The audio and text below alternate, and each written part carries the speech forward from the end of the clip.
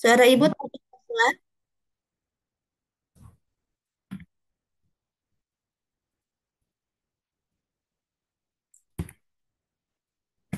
Silahkan bagi yang memungkinkan kameranya dibuka, dibuka saja ya.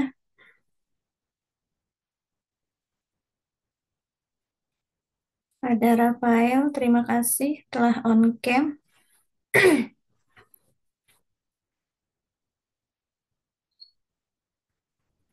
Oke, kita mulai saja ya teman-teman semua. Izin share screen dulu. Bismillahirrahmanirrahim. Assalamualaikum warahmatullahi wabarakatuh. Alhamdulillah. Waalaikumsalam Waalaikumsalam warahmatullahi warahmatullahi wabarakatuh. wabarakatuh. Gimana kabarnya? Sehat? Alhamdulillah, Alhamdulillah, baik sehat Bu. Bu. Bu, Eh, Rampal ngerokok Bu. Alhamdulillah, luar biasa. Allahu Akbar. Allah Akbar. Saya pisan, yes gitu ya. Alhamdulillahirrabbilalamin, kita bertemu kembali di pertemuan ke-10 ya di mata kuliah Psikologi Pendidikan Hibah P3D. Setelah sebelumnya mungkin materi dari yang disampaikan oleh Bu Citra ya tentang faktor-faktor yang mempengaruhi belajar. Nah, sekarang kita akan lanjutkan kembali tentang materi itu. Izin share screen dulu terlebih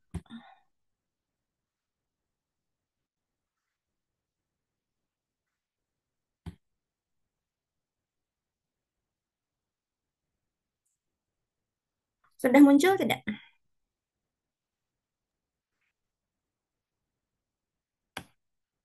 Sudah muncul? Belum. Di ibu Belum kok Bu. kenapa ya? Di ibu sudah muncul. Masih belum muncul? Udah muncul Bu, Udah Bu, udah. udah Bu. Eh,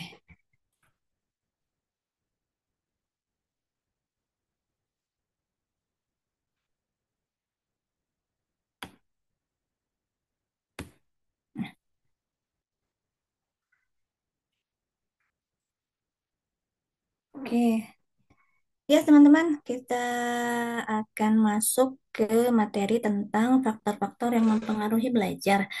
Di pertemuan sebelumnya mungkin sudah disampaikan ya, pertemuan ke-9 itu oleh siapa? Bu Citra atau Bu Nika?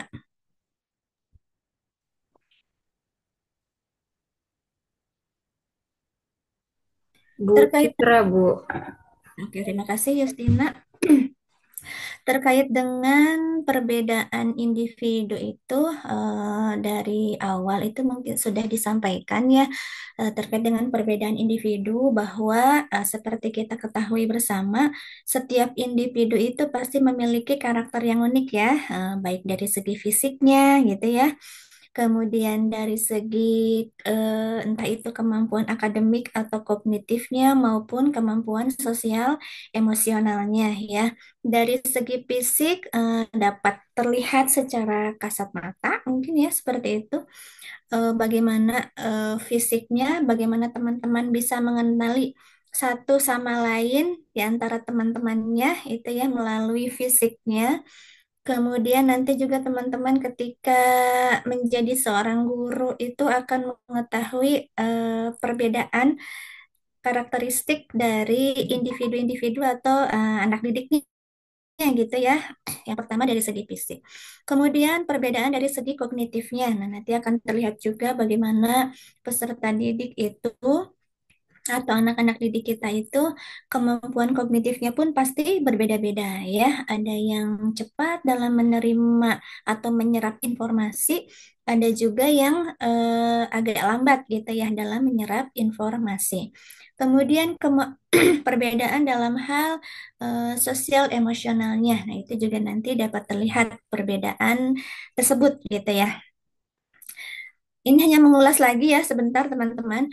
Perbedaan ini tentu saja dapat juga meliputi nanti ke gaya belajarnya ya.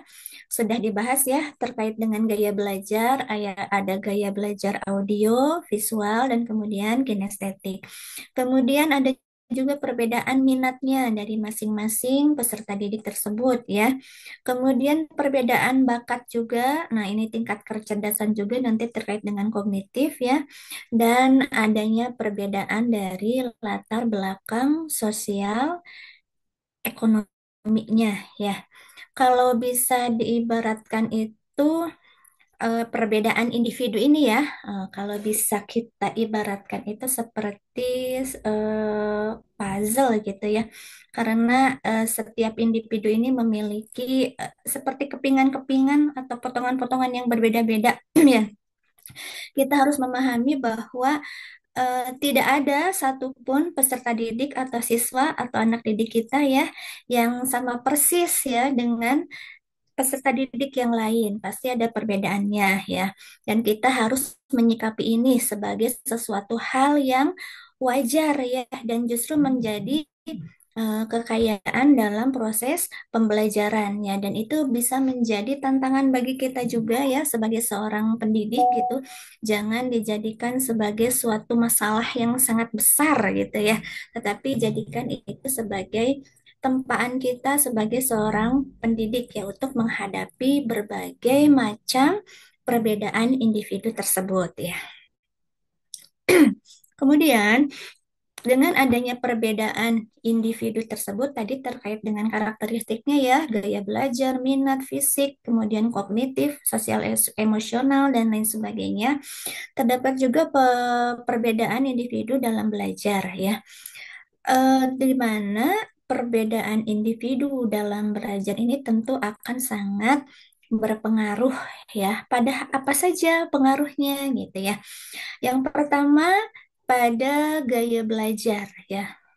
Sudah dibahas ya, gaya belajar anak didik kita atau setiap individu itu pasti berbeda-beda ya. Ada yang gaya belajarnya visual, misalnya anak didik tersebut itu dapat mudah memahami apa yang disampaikan itu jika misalnya melihat gambar atau diagram seperti itu ya. Atau anak didik kita itu gaya belajarnya auditori dengan mendengar gitu ya. Fokus mendengar saja. Kemudian ada gaya belajarnya yang kinestetik ya, harus melalui gerakan atau praktek langsung gitu ya, project dan lain sebagainya gitu ya. Nah, nanti teman-teman akan menemukan hal-hal seperti ini ya, perbedaan-perbedaan seperti ini. Kemudian pengaruh perbedaan individu dalam belajarnya terkait dengan minat dan bakat ya.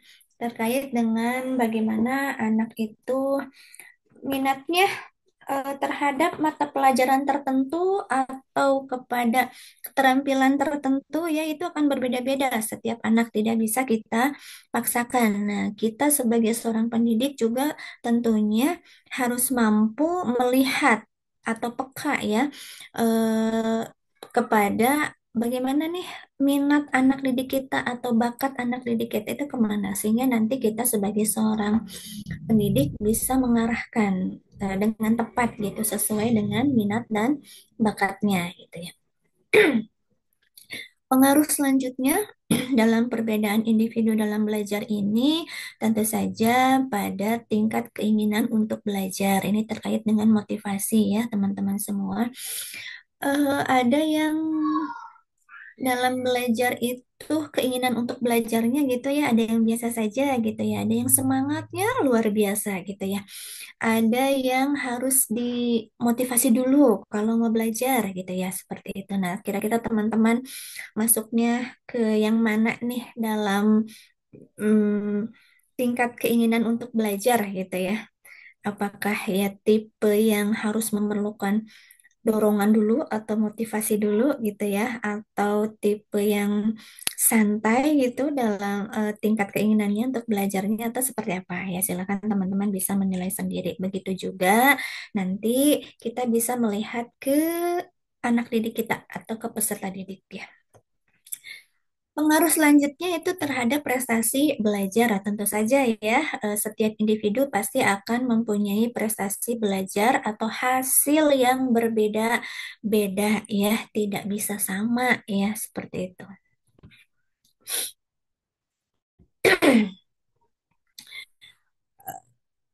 Nah, perbedaan individu ini terkait dengan pengaruhnya ini tentu saja akan berdampak pada proses belajar ya.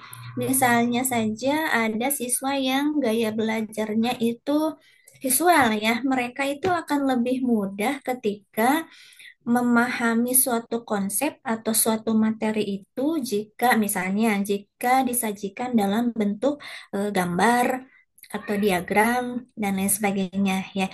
Sementara di sisi lain ya, siswa yang memiliki minat yang tinggi pada misalnya pada suatu mata pelajaran tertentu cenderung lebih termotivasi untuk belajar seperti itu ya, kurang lebih ya teman-teman. Nah, kemudian bagaimana nih dilihat dari pengaruh sosioekonomi dan budayanya ya terkait dengan perbedaan individu dan belajar ini gitu ya. Yang pertama kita bisa lihat dari faktor sosioekonominya ya. Nah, sosioekonomi ini biasanya terkait dengan misalnya status sosialnya gitu ya. Status sosialnya ini kemudian ada juga terkait dengan pendapatan keluarganya seperti itu ya. Atau juga dalam akses terhadap sumber dayanya, misalnya untuk perlengkapan buku dan lain-lainnya atau terkait dengan teknologinya ya seperti itu ya. Kalau misalnya si anak tersebut atau si individu tersebut dari segi sosioekonominya memang eh, bagus gitu ya, tentu saja pasti eh, daya dukung gitu ya dalam belajar, apakah terkait itu dengan buku ataupun bantuan lain ya, misalnya seperti gadget dan lain sebagainya, pasti akan jauh lebih baik gitu ya. Kemudian pengaruh dari budayanya. Nah, ini terkait dengan adanya nilai, norma, keyakinan, atau tradisi yang dianut oleh suatu masyarakat tertentu atau suatu kelompok masyarakat. Ya, itu. Nah, terus bagaimana nih latar belakang sosioekonomi bisa mempengaruhi belajar? Tadi sudah dibahas sedikit ya. Ketika sosioekonomi itu tentunya pasti berbeda-beda ya. Nah, itu akan mempengaruhi akses terhadap sumber dayanya gitu ya. Ini kaitannya dengan tadi ya, adanya buku ataupun latihan-latihan ataupun kursus tambahan atau private privat dan lain sebagainya ya. Bisa juga berpengaruh terhadap lingkungan belajarnya. Nah, bagaimana lingkungan belajar itu bisa mempengaruhi seseorang dalam belajar ya. Kita contohkan saja misalnya rumah yang nyaman tentu saja akan berdampak pada eh, apa keinginan atau kenyamanan dalam proses belajar tersebut ya ketika di rumah. Coba kita bandingkan ketika bagaimana kondisi di rumah tersebut acak-acakan mungkin ya, tidak beres, tidak rapi, pasti itu akan sangat berpengaruh ya terhadap minimal ini konsentrasi kita ya kalau tidak rapih gitu ya. Ataupun misalnya lingkungan belajar itu terkait dengan sekolahnya, lingkungan sekolahnya ya sama saja. Lingkungan sekolah yang aman, nyaman, seperti itu ya, bersih dan lain sebagainya. Sehingga bisa dikatakan bagaimana lingkungan belajar itu ada kaitannya dengan sekolah yang berkualitas yang dapat mendukung proses belajar mengajar gitu ya dengan baik ya. Sehingga peserta didik itu bagaimana bisa dapat lebih nantinya konsentrasi dalam belajar gitu ya. Sehingga apa yang disampaikan oleh pendidik dapat diterima gitu ya, dapat masuk gitu ya. Kemudian terkait dengan sosioekonomi yang mempengaruhi belajar itu adanya ekspektasi orang tua. Nah, dukungan orang tua terhadap pendidikan itu tentu saja sangat penting ya, teman-teman semua. Karena ini nanti kaitannya dengan keberhasilan suatu tujuan pendidikan gitu ya, di mana tujuan pendidikan itu akan berhasil ketika ada integrasi atau kerjasama yang baik antara lembaga ya, dalam hal ini sekolah. Di dalamnya itu ada guru, ada kepala sekolah dan lain-lain, kemudian dengan orang tua dan lingkungan sekitar. Nah, ibaratkan segitiga gitu ya. Sehingga ketiga komponen ini harus bekerja sama dengan baik agar tujuan pendidikan itu tercapai gitu ya. Seperti itu. Kemudian terkait dengan pengaruh latar belakang. Kalau tadi kan dari sosioekonominya ya. Kalau sekarang bagaimana latar belakang budaya itu dapat mempengaruhi belajar ya pada individu tertentu ya. Nah, ini ada kaitannya dengan nilai pendidikan ya, teman-teman, di mana bagaimana di lingkungan si individu tersebut memandang pentingnya pendidikan dalam suatu budaya gitu ya, dalam suatu adat istiadat tertentu di kelompok tertentu ya. Kemudian ada juga terkait dengan peran gender, di mana adanya ekspektasi terhadap peran gender dalam pendidikan ya, seperti itu. Kalau dulu mungkin ya perempuan itu dibatasi ya untuk mendapatkan pendidikan, tetapi sekarang ini kan tidak seperti itu ya. Pria dan wanita memiliki hak yang sama untuk memperoleh pendidikan seperti itu. Kemudian dalam hal gaya belajar ini pengaruh dari latar belakang budayanya ya. Bagaimana metode belajar itu pasti di setiap individu berbeda-beda dan ternyata itu dipengaruhi oleh latar belakang budaya atau kebiasaannya. Nah, bagaimana sih strategi pembelajaran sesuai dengan perbedaan individu? Nah, teman-teman biasanya mungkin sering mendengar ya, ada istilah pembelajaran diferensiasi. Nah, siapa yang pernah mendengar tentang pembelajaran diferensiasi?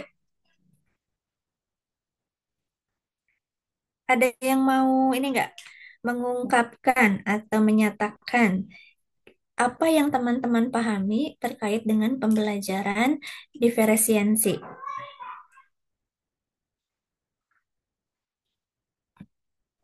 Halo? Ada Bun. Oke, Cucun. Oh, enggak, Neng Cucun. Yang Cucun Kalau ketahui tentang pembelajaran diferensiasi itu apa? kalau misalkan sepemahaman Cucun sih pembelajaran diferensiasi itu kayak gimana suatu pembelajaran tuh kayak berbeda-beda tuh Bun. Kan anak-anak tuh ada yang gaya belajarnya kinestetik, visual, auditory. Nah, misalkan kita sedang mempelajari tema binatang gitu. Nah, kalau misalkan anak kinestetik itu lebih suka kayak langsung gitu. Contohnya memperagakan secara langsung, oh binatang sapi itu seperti ini atau berkunjung langsung kan. Itu tuh kayak ada proses perlibatan fisik motorik gitu. Kemudian kalau misalkan auditori itu lebih sering mendengar. Nah, berarti kita strateginya gunakan lagu agar materi itu tersampaikan gitu. Kemudian kalau misalkan visual gitu kan si anaknya tuh seneng senang gambar-gambar gitu. Kita kasih video tuh yang lucu-lucu soal sapi atau enggak buat ajak anak untuk menggambar meniru bentuk sapi gitu. Nah, nanti di ketika meniru pun bahan-bahannya kayak dibedain juga gitu. Ada yang dari alam, ada yang dari kayak buatan gitu. Terus menempel pokoknya kita ngikutin gimana gaya belajar anak gitu. Tapi untuk satu capaian pembelajaran gitu. Kalau sepemahaman Cucun sih gitu ya, Bun. Jadi bisa mengakomodir perbedaan itu ya, Neng Cucun ya. Iya, Bunda. Oke. Terima kasih, Neng Cucun. Siapa lagi nih yang mau berpendapat? Ada?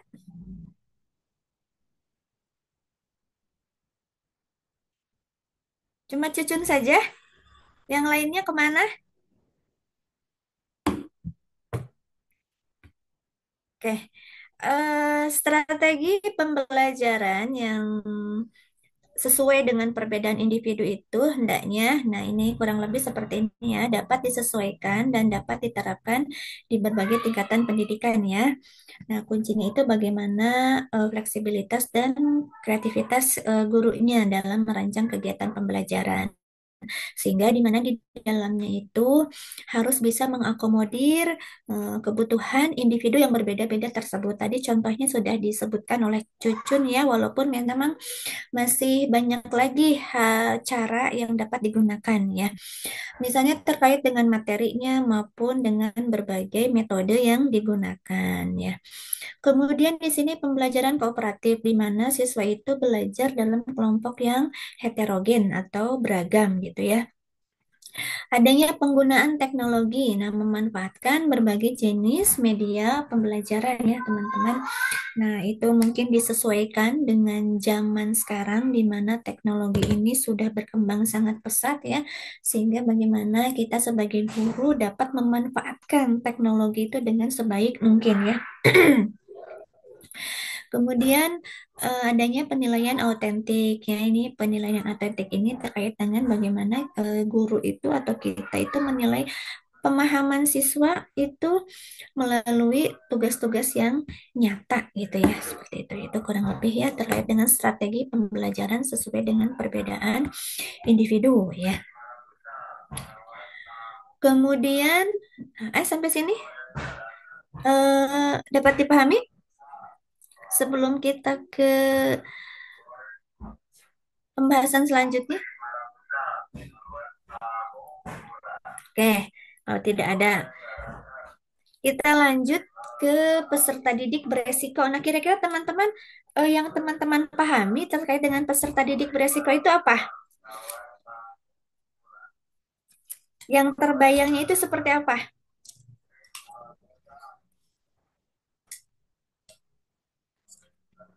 Ada yang mau berpendapat? Di absen saja.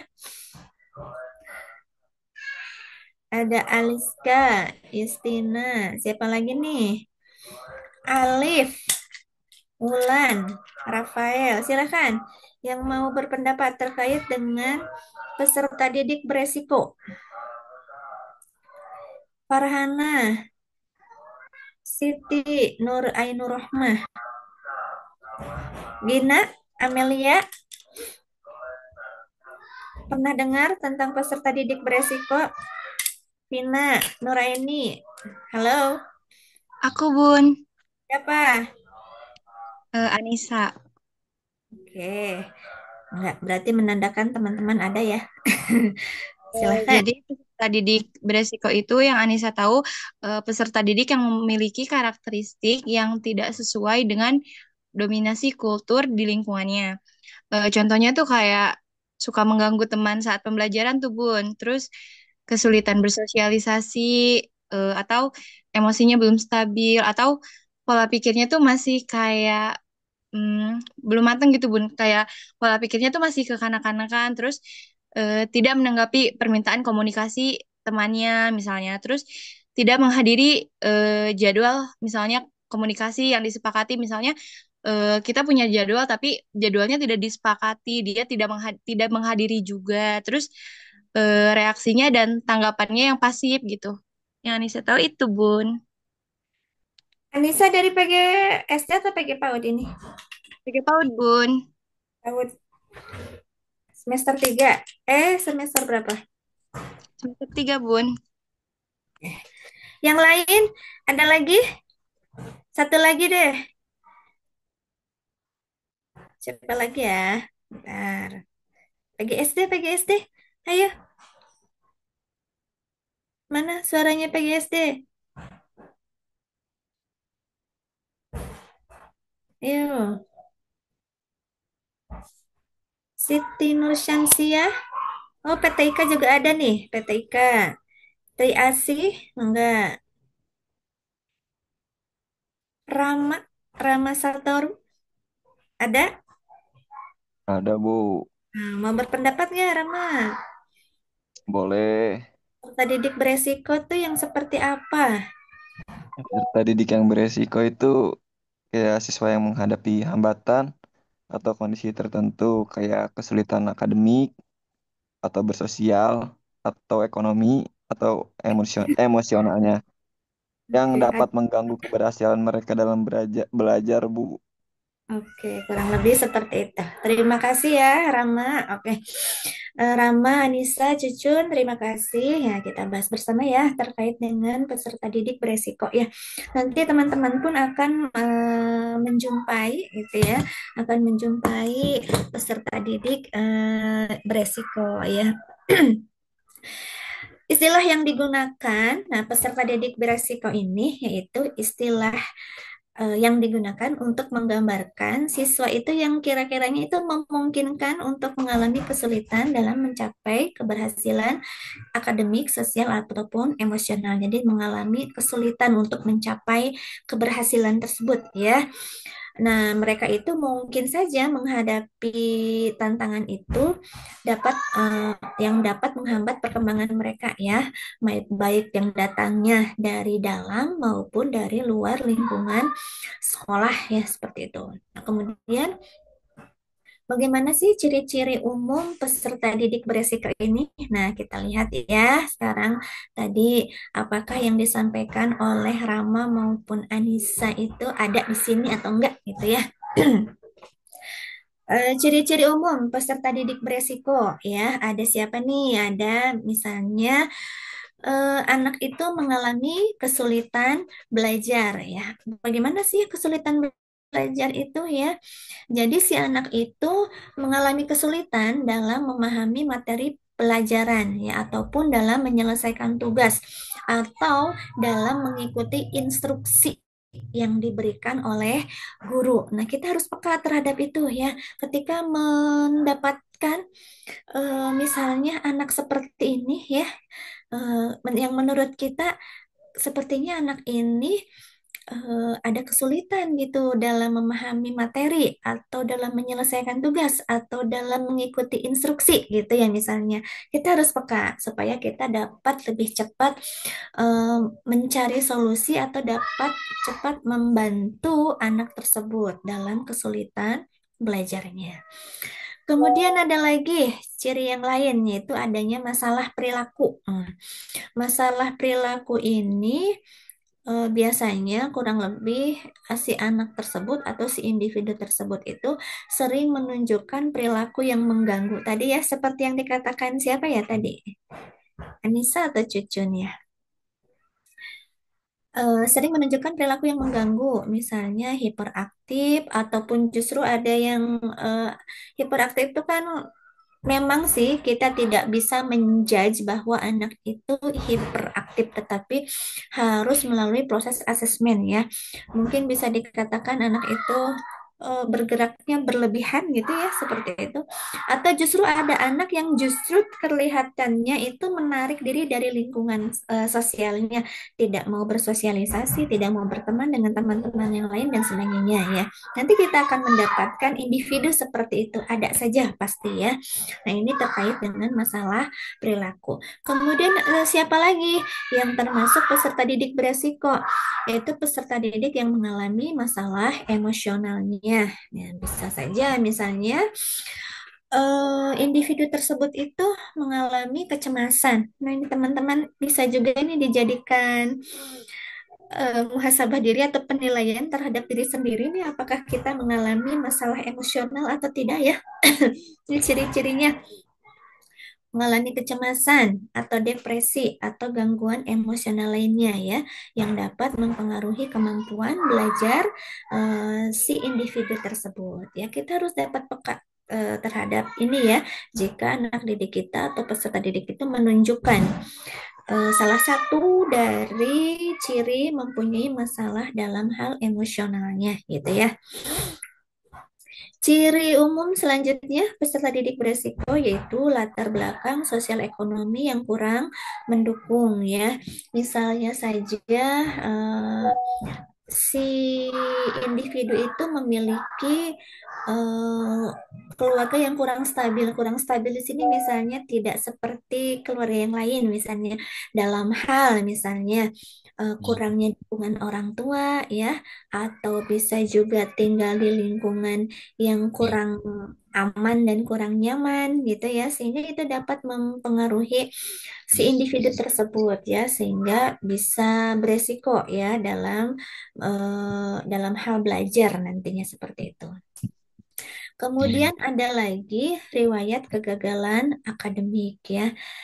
Misalnya memiliki prestasi belajar yang rendah atau yaitu ada yang mengulang di kelas gitu ya seperti itu. Masih ada gitu zaman sekarang ya yang anak tertinggal gitu mengulang di kelas teman-teman. Masih mendapati hal seperti itu nggak? Ada. Kalau Misalnya, sekarang kayaknya nggak ada, Bun. ya Bun ya, kayaknya ada. kalau dulu, zaman dulu, ibu dulu itu masih ada anak yang memang suka tinggal kelas gitu. Tapi kayaknya sekarang jarang mendengar ya, teman-teman ya. Tuh ya, terkait dengan ciri-ciri umum peserta didik beresiko ya. Ada yang kesulitan belajar, kemudian terkait dengan masalah perilakunya, yang suka mengganggu, hiperaktif, atau menarik diri dari lingkungannya, terkait juga dengan masalah emosionalnya, ataupun latar belakang sosial ekonominya, dan riwayat kegagalan akademik. Nah, itu ciri-ciri umum peserta didik beresiko ya. Nah, kenapa? Pertanyaan selanjutnya adalah, mengapa sih kita itu harus memperhatikan peserta didik beresiko? Nah, ini di sini ada kurang lebih ada tiga jawabannya ya teman-teman ya. Mencegah putus sekolah ya, mungkin tadi kaitannya dengan yang tadi itu yang riwayat kegagalan akademik ya. Ketika kita sebagai seorang pendidik ya memberi dukungan yang tepat kepada peserta didik ini, dia diharapkan dapat dapat memutus atau kurang lebih kita dapat meminimalisir si individu tersebut agar jangan sampai putus sekolah ya seperti itu. Sehingga peran kita itu bagaimana kita memberikan peluang yang lebih besar agar si individu tersebut itu berpeluang untuk menyelesaikan pendidikannya ya, walaupun mungkin terlambat seperti itu ya. Pendidikan itu sangat penting ya teman-teman. Jadi eh, silahkan tunaikan kewajiban kita jika kita sekarang sebagai seorang mahasiswa ya, tunaikan kewajiban kita dengan sebaik-baiknya ya dalam belajar ya. Kemudian, mengapa kita juga harus memperhatikan peserta didik beresiko? Karena untuk tujuan ke depannya yaitu untuk meningkatkan kesejahteraan si siswa tersebut ya. Dengan tadi, dengan tidak putus sekolah, dengan dapat melanjutkan pendidikan ke jenjang pendidikan yang lebih tinggi lagi ya, sehingga kita itu dapat dikatakan bahwa kita sudah mendukung peserta didik yang beresiko ini untuk meningkatkan apa saja, meningkatkan harga dirinya, motivasinya, ataupun kesejahteraan emosional mereka gitu ya. Nah, kemudian kita juga dapat menciptakan lingkungan belajar yang inklusif. Nah, ini satu pertanyaan lagi nih dari Ibu nih. Yang teman-teman tahu, lingkungan belajar yang inklusif itu seperti apa? Barangkali pernah dengar atau teman-teman memahaminya, lingkungan belajar yang inklusif itu apa? Rama sudah, Cucun sudah, Anissa sudah. Siapa lagi ya? Tadi Rama PTIK atau PGSD? PTIK. Dari PGSD, Pak Ud sudah. Alif, Farhan, Siti, Ria, Nita. Wah, ini gabungan. Aliska, Shiva kayaknya nih.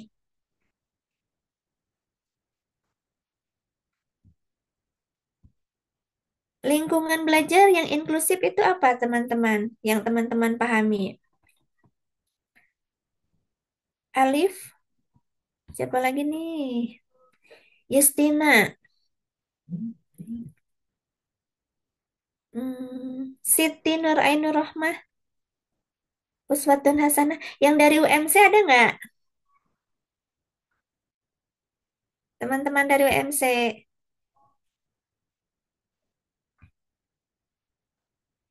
Halo? Ada Bu. Oh, halo.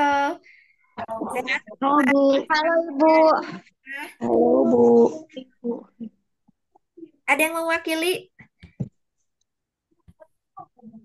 Silahkan. Siapa nih? Ibu izin lingkungan yang menerima perbedaan dan menghargai keberagaman sehingga setiap warga masyarakat bisa terpenuhi hak asasinya. Oh, itu yang Sipa pahami tentang lingkungan belajar dan inklusif.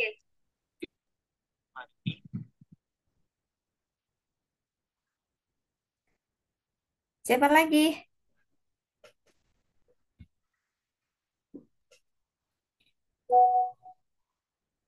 Oke, teman-teman, ini nanti ada kaitannya dengan yang tadi ya, yang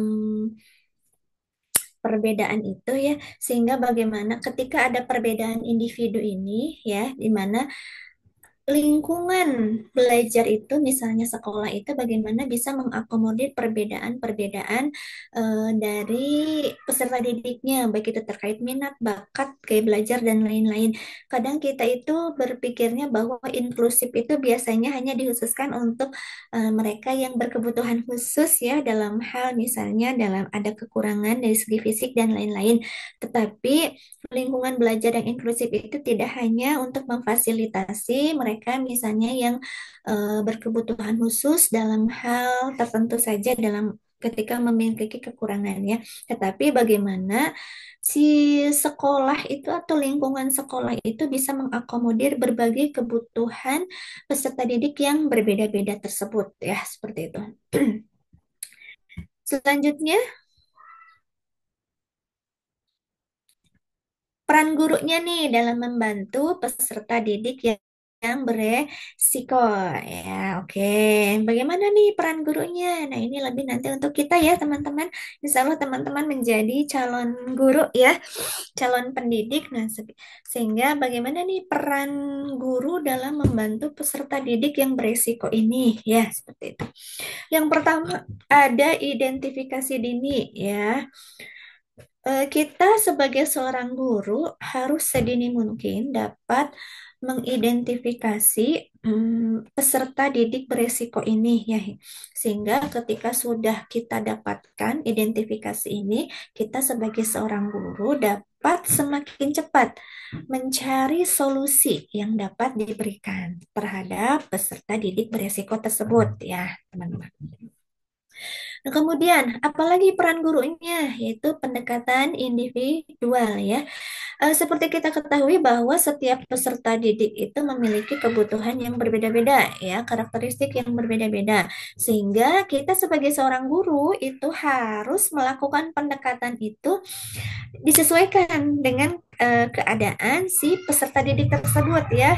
Tidak bisa kita melakukan pendekatannya disamaratakan. Ya, seperti itu ya, dapat dipahami. Karena itu tadi, setiap peserta didik itu kan berbeda-beda. Ya, jadi kita pun melakukan pendekatan individualnya pun berbeda-beda, tergantung dari karakteristik peserta didik tersebut. Ya. Kemudian selanjutnya yaitu adanya kolaborasi. Siapa saja yang berkolaborasi di sini? Gitu ya. Tentu saja ada guru, ada orang tua gitu ya. Kalau di SMP atau SMA gitu mungkin ada konselor ya. Kemudian bisa juga pihak lainnya ya yang terkait itu. Nah, ini untuk perlunya kerjasama dengan pihak-pihak tersebut ya untuk memberikan dukungan yang komprehensif terhadap peserta didik yang diindikasi beresiko tersebut ya, seperti itu. bagaimana guru berkomunikasi dengan baik dengan orang tuanya ya untuk mencari solusi ya dari peserta didik beresiko tersebut. Atau jika diperlukan tenaga ahli, akhirnya kita menggunakan seorang konselor mungkin gitu ya. Kalau di sekolah lanjut itu mungkin ada guru BK gitu ya, guru bimbingan dan konseling seperti itu. Kemudian ada lagi nih pembelajarannya itu disesuaikan ya. Kita sebagai seorang guru harus bisa menyesuaikan pembelajarannya ketika sudah mendapati indikasi adanya peserta didik beresiko ya. Di mana materi pelajaran dan misalnya metode pembelajaran juga perlu disesuaikan ya dengan kemampuan dan gaya belajar peserta didik tersebut ya teman-teman. Yang terakhir, peran gurunya itu dalam memberikan dukungan sosial, memberikan dukungan emosionalnya ya. Tentu saja kita harus bisa menjadi seorang motivator, pemberi dukungan, khususnya dukungan emosional yang cukup baik ya untuk membantu peserta didik tersebut dalam mengatasi kesulitan yang mereka hadapi ya teman-teman semua, sehingga itu dapat membantu mereka untuk memperoleh semangat baru nantinya sehingga eh, mereka itu dapat jauh lebih baik lagi dalam belajar gitu ya. Selanjutnya, kesimpulan ya. Kita di akhir materi ya teman-teman. Kesimpulan dari materi ini ya, bahwa yang pertama, latar belakang sosioekonomi dan budaya itu memiliki pengaruh yang sangat signifikan ya terhadap proses belajar ya. Kemudian bagaimana pentingnya untuk menciptakan lingkungan belajar yang inklusif ya pada setiap siswa. Kita harus bisa menjadi atau mempunyai peran yang baik ya untuk menciptakan lingkungan belajar tersebut ya. Dan yang ketiga, perlu adanya kolaborasi antara guru, orang tua, ataupun komunitas yang lain atau stakeholder yang lain ya, dalam membantu peserta didik agar dapat belajar dengan baik. Gitu ya. Itu materinya teman-teman semua terkait dengan faktor yang mempengaruhi belajar. Mungkin di pertemuan selanjutnya kan sudah dibahas ya, ini hanya menambahkan saja. Ada yang mau didiskusikan?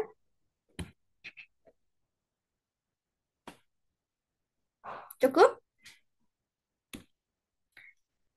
Oke, teman-teman silahkan nanti diisi presensinya ya. Ini admin sudah membagikan presensi belum? Oke, Sudah Bu, barusan.